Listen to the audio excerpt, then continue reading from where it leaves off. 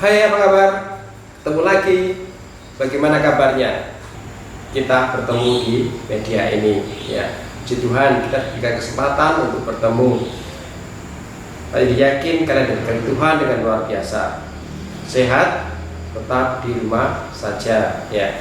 Jangan lupa walaupun kalian di rumah saja, tetap belajar, tetap berkarya, ya.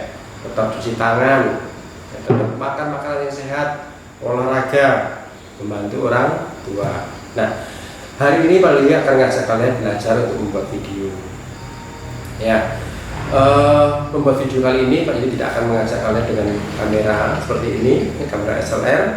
Ya, kita akan menggunakan handphone karena Pak Lia yakin di rumah kalian pasti ada handphone. Ya, baik itu milik kalian atau milik orang tua. Nah, untuk menggunakan handphone yang pertama, pastikan bahwa kita akan memegang handphone dengan tidak bergoyang, cukup kokoh. Nah, untuk itu kalian harus berdiri dengan pas, ya, berdiri dengan santai, tidak tegang, tetapi juga tidak kesulitan, ya, santai tetap kokoh. Nah, kalian juga bisa bersandar seperti ini misalnya, ya, atau mungkin sikunya, ya, bertahan seperti ini, ya, kalian boleh. Silahkan, atau bersandar di tembok juga boleh. Kalau di luar ada pohon, bersandar di pohon juga boleh, ya. Pokoknya berdirinya cukup kokoh dan kalian tidak kesulitan dan bisa memegang HP dengan baik, ya, tidak goyang. Itu yang pertama. Yang kedua, posisi kamera kalian boleh dalam posisi berdiri seperti ini, potret, boleh juga posisi tidur landscape. Tetapi perlu diperhatikan bahwa kamera kalian, ya, kalau dalam mengambil gambar sudah dalam posisi landscape seperti ini, maka dalam satu proyek dari awal sampai akhir harus landscape terus, jangan berpindah, ya. Atau kalau kalian dalam satu proyek sudah dalam bentuk potret seperti ini berdiri, maka sampai habis selesai juga harus dalam bentuk potret terus berdiri, jangan ganti-ganti. Nanti kalian akan kesulitan dalam pengeditannya, ya, bentuknya akan tidak bagus. Ya, kita akan bisa lihat contoh video ini yang berubah-ubah, ya. Nah, hari ini, ya, kali ini Pak Lia akan ajak kalian belajar untuk posisi kamera terhadap objek yang sering disebut dengan angle. Angle itu apa sih?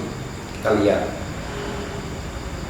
Ya, angle adalah posisi kamera terhadap objek.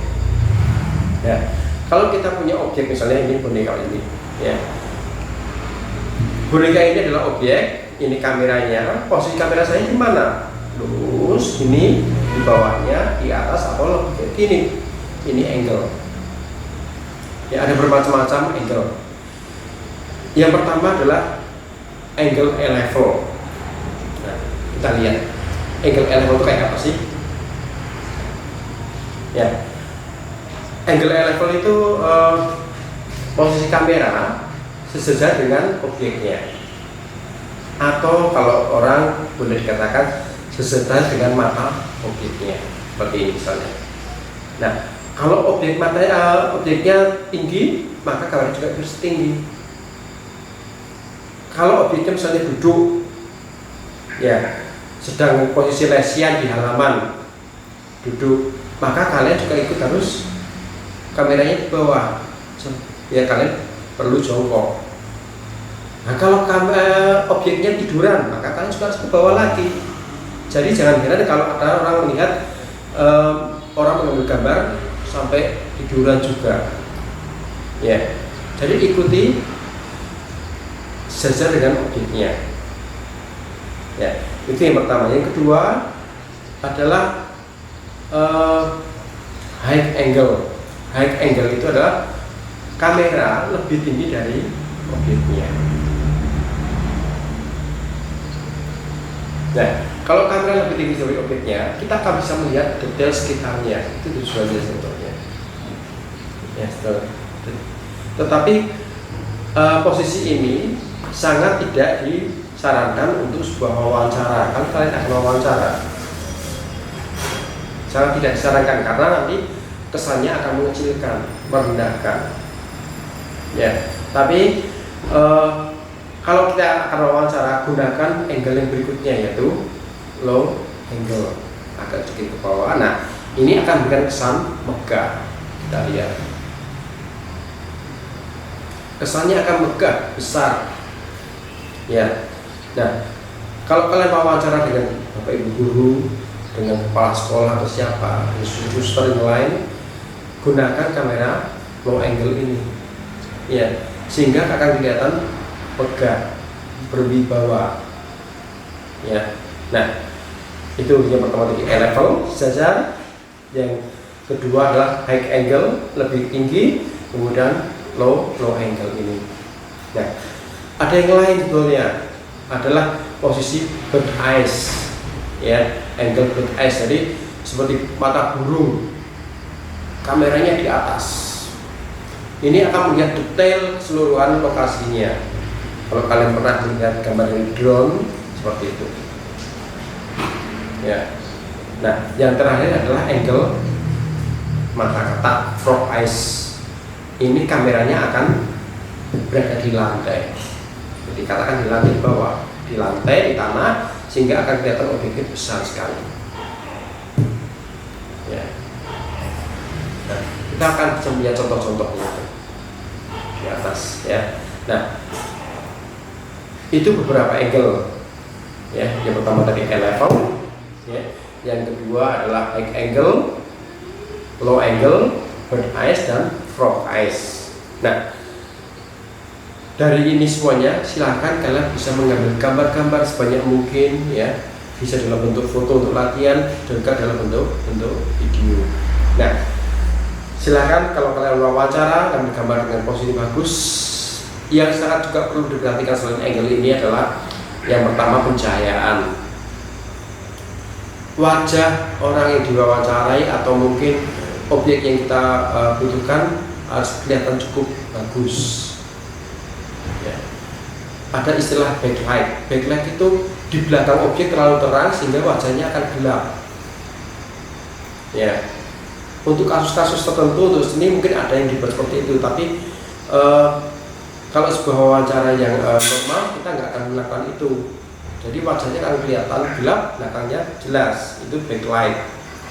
Seringkali kalau posisinya kita keliru, misalnya yang diwawancari di jendela, ya, dia di belakang jendela akan terang, dia wajahnya di dalam jendela jadi kelihatan gelap. Itu. Yang kedua, perhatikan sekeliling objek. Jadi jangan sampai ada objek-objek yang tidak kita butuhkan atau malah mengganggu masuk dalam shoot kamera kita. Itu istilahnya bocor. Ya. Jadi sedang wawancara dengan kepala sekolah, nggak tahu ternyata di belakangnya ada tempat sampah yang sangat kotor, nggak bagus. Ya. Jadi selain objek yang kita perhatikan, juga perhatikan backgroundnya. Nah, itu pengambilan gambar. Nah, setelah kita semuanya selesai mengambil gambar dengan bagus, dengan lengkap, ya, maka kita akan memiliki banyak sekali potongan-potongan gambar atau kita sebut dengan stock shoot. Nah, potongan-potongan gambar itu nanti akan kita satukan, kita padukan. Yang tidak bagus kita potong, ya, yang mungkin perlu kita tambahkan keterangan-keterangan, ya, sebagainya.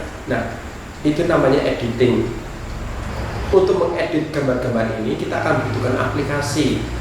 Ada bermacam-macam aplikasi di handphone kita atau di laptop. Nah, salah satunya adalah KineMaster atau Power Director atau mungkin Filmora, ya, atau Quick, ya. Ada banyak sekali. Kalian bisa lihat di Play Store, ya. Kalian cari video editing, akan muncul banyak sekali. Nah, pada berikutnya Pak Juli akan menyampaikan beberapa tutorial bagaimana mengedit dengan menggunakan KineMaster atau mungkin yang lain. Tapi buatlah video terlebih dahulu sebaik mungkin, stok yang bagus, sehingga kalian juga akan mengedit dengan bagus. Ya, kalian juga sudah mulai. Kalau ingin mencoba, silahkan kalian download aplikasi-aplikasi yang dibutuhkan. Ya.